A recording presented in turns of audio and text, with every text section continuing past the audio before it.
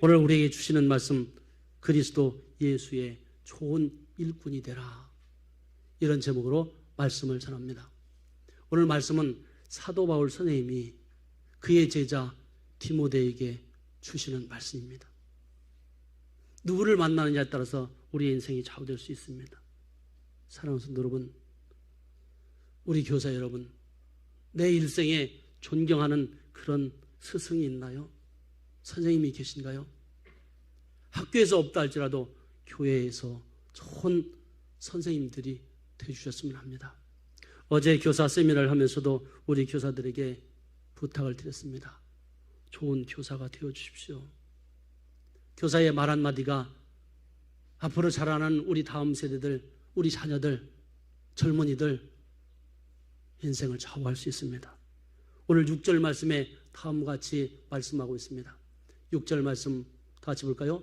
내가 이것으로 형제를 깨우치면 그리스도 예수의 좋은 일꾼이 되어 믿음의 말씀과 내게 따르는 좋은 교훈으로 양육을 받으리라 말씀하고 있습니다.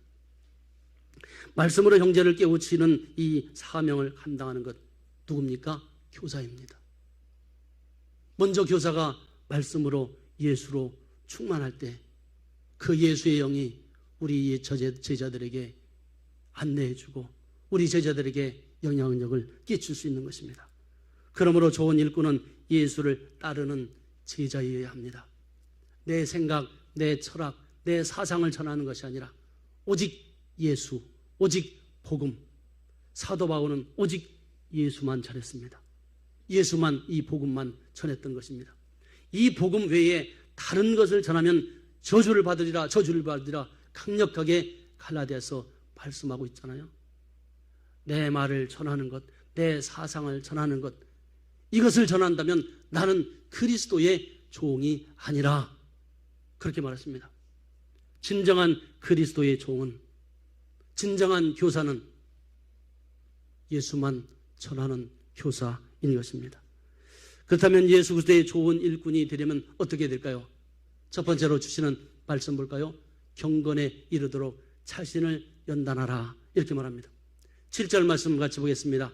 망령되고 허탄한 신화를 버리고 경건에 이르도록 내 자신을 연단하라. 우리 교사들이 먼저 내 자신이 말씀으로 연단하는 것입니다. 훈련하는 것입니다. 이 연단은 하루아침에 이루어지는 것이 아닙니다. 계속해서 꾸준히 연습하는 것입니다. 하나님과 대화하는 경건의 연습으로 건강을 찾을 수 있는 것입니다. 항상 가슴이 두근거리는 증상이 있는 한 환자가 있었습니다. 의사가 진단하더니 이렇게 말을 합니다. 가슴이 두근거리는 것이 심장마비의 위험이 따르는 것입니다. 조심하셔야 합니다. 비상시에는 빨리 병원을 찾아야 합니다. 그러나 심장이 두근거리면 하던 일을 일단 멈추십시오. 그리고 머리가 아닌 마음의 소리를 듣도록 하십시오. 그래서 그는 매일 오후 시간이 되면 조용한 곳으로 갔습니다. 그리고 한 20분 동안 하나님과 기도의 시간을 가지면서 하나님의 음성을 듣는 연습을 했습니다. 이게 뭡니까? 말씀 묵상입니다. 저는 우리 성도들에게 매일매일 말씀을 전합니다. 그 말씀을 보는 데는 시간이 1분 걸릴 수도 있습니다.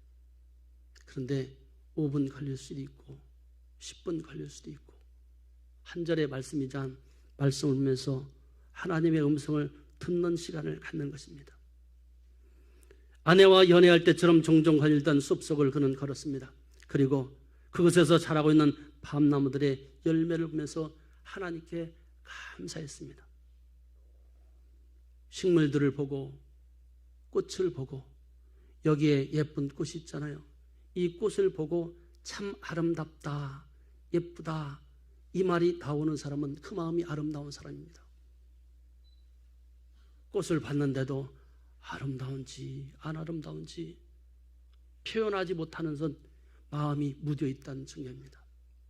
새들이 이제 노래하는 그 소리, 우는 소리가 아니라 새들의 노래하는 소리, 새들의 찬양 소리로 들을 수 있어야 됩니다. 꽃의 모습을 보면서 야, 참 꽃들이 하나님을 찬양하고 있구나. 꽃들과 대화할 수 있는 마음이 통할 수 있어야 됩니다. 그러다 보니까 나도 모르게 점점 내 마음이 병이 사라지기 시작했습니다. 하나의 간증입니다. 하나님과 대화하는 이 경건의 연습으로 건강을 되찾았다는 것입니다. 영과 육이 건강해지는 것입니다. 본문 7절에 다음과 같이 말씀하고 있습니다. 망령되고 허탄한 신화를 버리고 경건에 이르도록 네 자신을 연단하라. 연단하는 것입니다. 훈련하는 것입니다. 말씀 묵상도요, 훈련입니다. 훈련.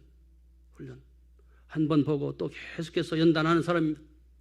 다른 것은 우리가 수없이 우리가 핸드폰, 우리 손에서 핸드폰이 잠시도 떨어지지 않잖아요. 세상에 돌아가는 것들은 다 우리가 보잖아요. 그래서 막 판단합니다. 그런데 나에게 전달되는 그 말씀, 내가 얼마만큼 나에게 적용하고 있는가? 적용입니다. 적용. 말씀 묵상입니다. 이것은 훈련입니다. 예수의 좋은 일꾼은 저절로 생겨나는 것이 아닙니다.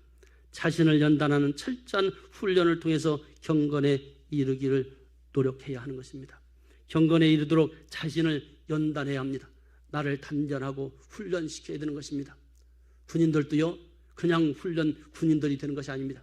군대에는 그냥 일반 군인들이 있고 특별한 특수부대 요원들이 있습니다.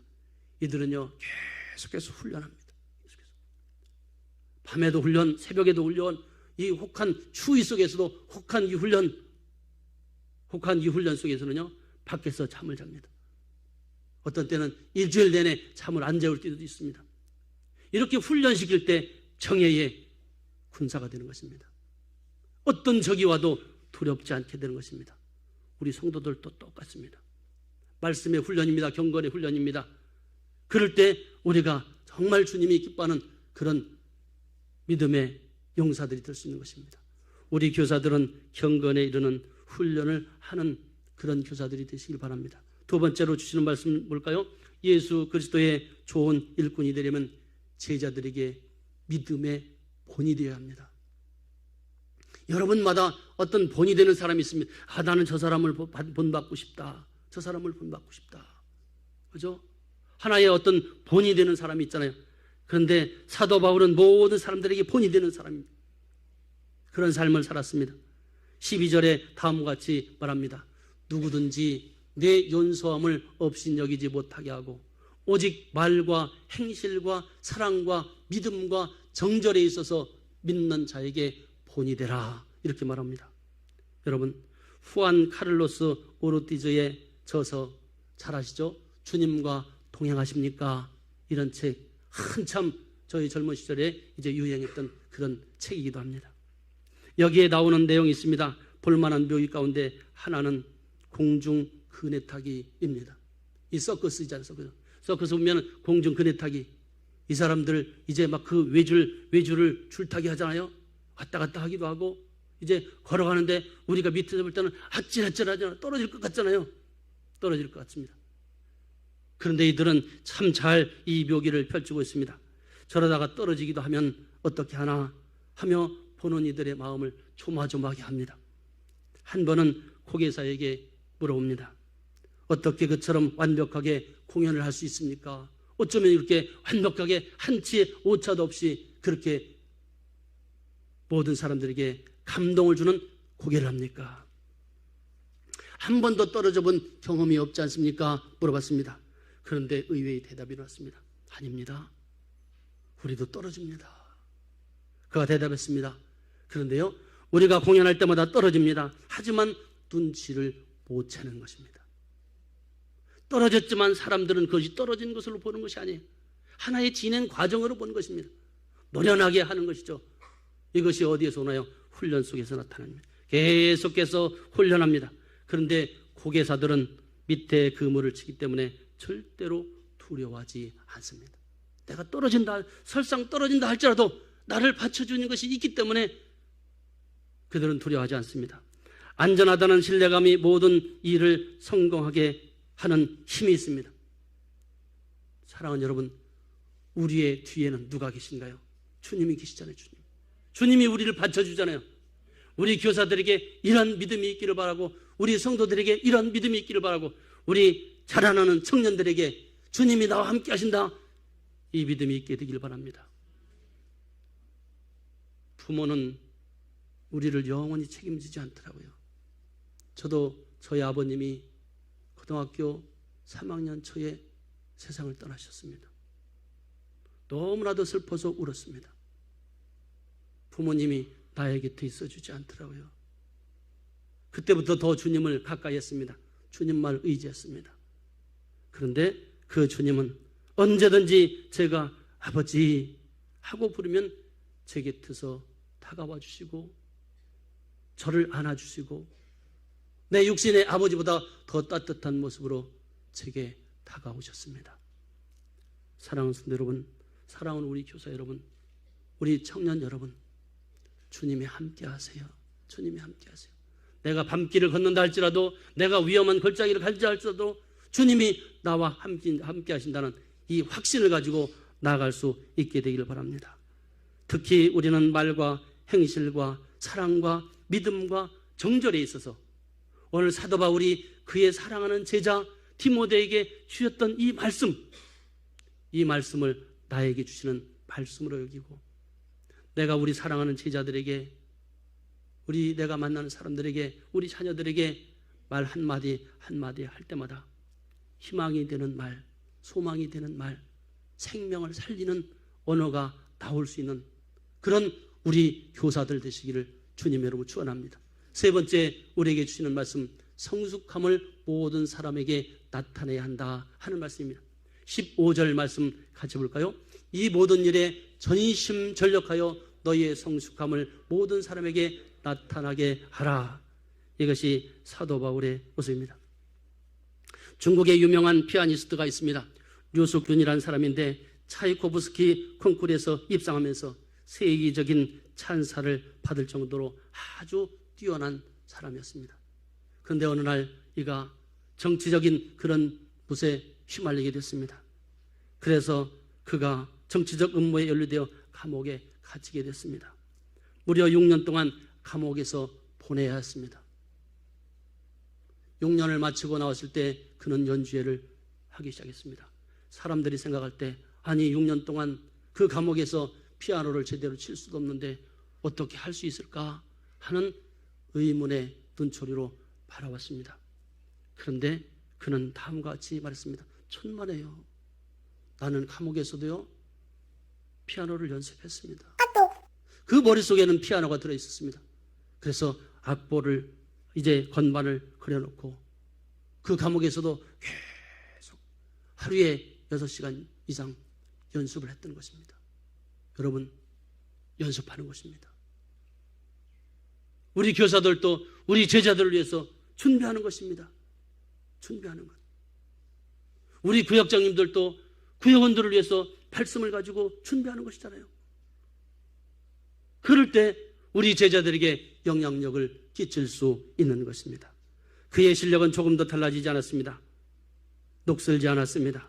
훈련을 거듭한 결과 그 성숙함이 나타났던 것입니다. 오늘 15절에 다음과 같이 말합니다.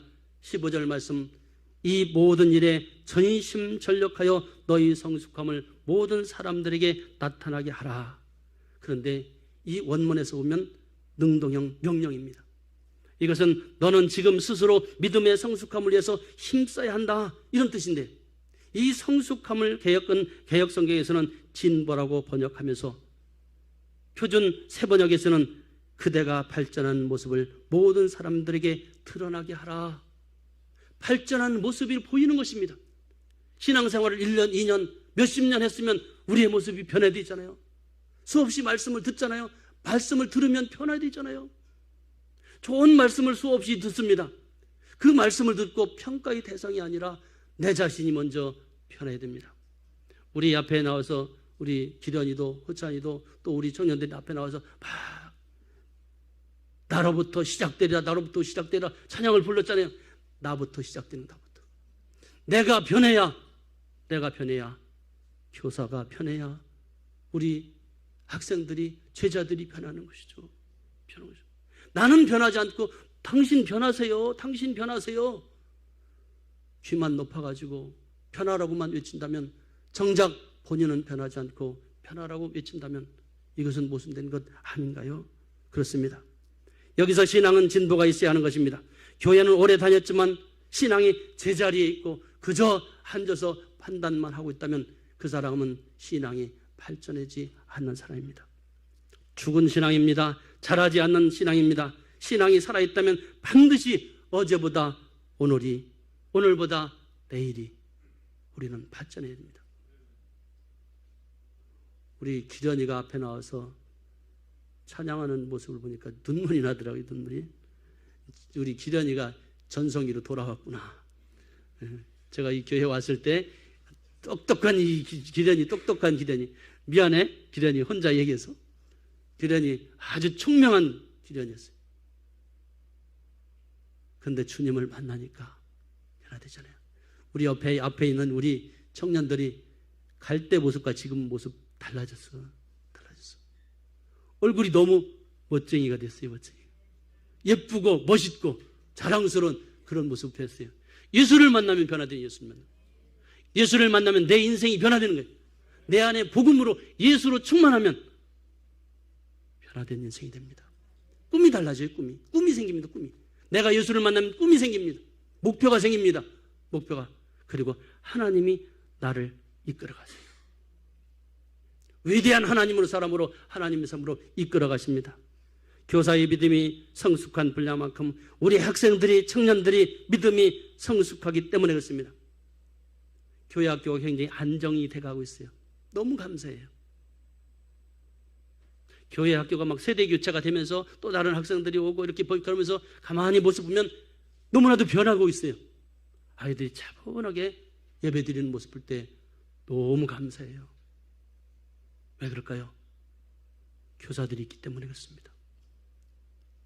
소중한 교사들이, 헌신적인 교사들이 엄마와 같은 심정으로, 부모와 같은 심정으로 아이들을 잘 돌보기 때문에 아이들이 변화하고 있습니다.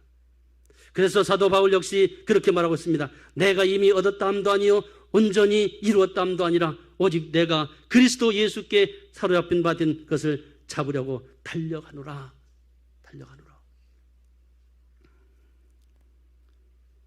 신경직의 저서에 보면 꿈의 사람들에 나오는 멀린 데일의 아버지로 불리는 로이 린드라 박사의 이야기가 나옵니다. 그 어떤 사람이냐면 미국의 멜린 데일이라는 가난한 농촌에서 일하던 의사였습니다. 마을의 젊은이와 아이들 대부분이 린드 박사의 손에 거쳐서 세상에 나왔을 정도로 오랫동안 마을 사람의 건강을 돌보는 그런 아버지 같은 의사였습니다. 허름한 자동차 정비소 2층에 위치한 진료소는 새벽까지 불이 밝혀지고 있었는데 그것은 지금 얕은 잠을 자고 있으니 누가 아프면 연락하시오 라는 그런 뜻이었습니다. 연락하면 언제든지 비가 오나 눈이 오나 내가 달려가겠다는 뜻입니다. 쉬는 날이 없었습니다. 한겨울 눈사태가 와도 만류하는 사람들을 뿌리치고 제서차를 동원해서 환자를 진찰하러 갔습니다. 아무리 멀고 험한 곳이라도 환자가 있으면 즉시 달려가는 린드 박사. 사람들은 그를 보는 것만으로도 벌써 병의 절반은 나은 것 같다 말하곤 했습니다. 여러분, 신뢰가 가는 의사를 만나면 내가 몸이 아파서 막 그 의사 찾아가잖아요. 그럼 벌써 의사를 딱 본 순간 내 아픈 것이 나아진 것 같아요. 그죠? 그 의사가 말 한마디 괜찮아요. 그러면 이미 나은 것 같아요. 이런 의사였습니다. 그런데 안타깝게도 그가 일가 피부치가 전혀 없는 독신이었습니다. 자식도 없고 아내마저도 오래전에 병으로 세상을 떠나고 말았습니다. 남을 위해 일생을 살아온 린드 박사가 70번째 생일을 맞을 때에 있었습니다. 마을 사람들은 평소 고마움을 보답하기 위해서 이 박사 몰래 강당에 생일상을 마련했습니다. 아무 영문을도 모른 채 강단에 들었던 린드 박사는 깜짝 놀랐습니다. 깜짝 쇼를 한 것이죠. 뜻하지 않은 생일 파티에 눈시울을 붉히는데 누군가 말을 합니다.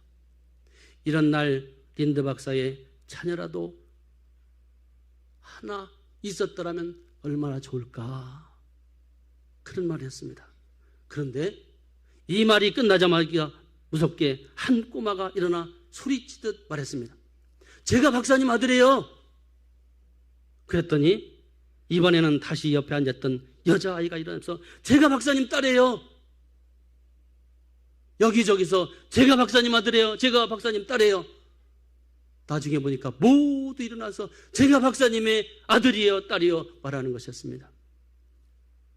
마침내 강단원에 모든 사람들이 이 린드 박사의 자식임을 차처하며 우뚝우뚝 일어섰습니다.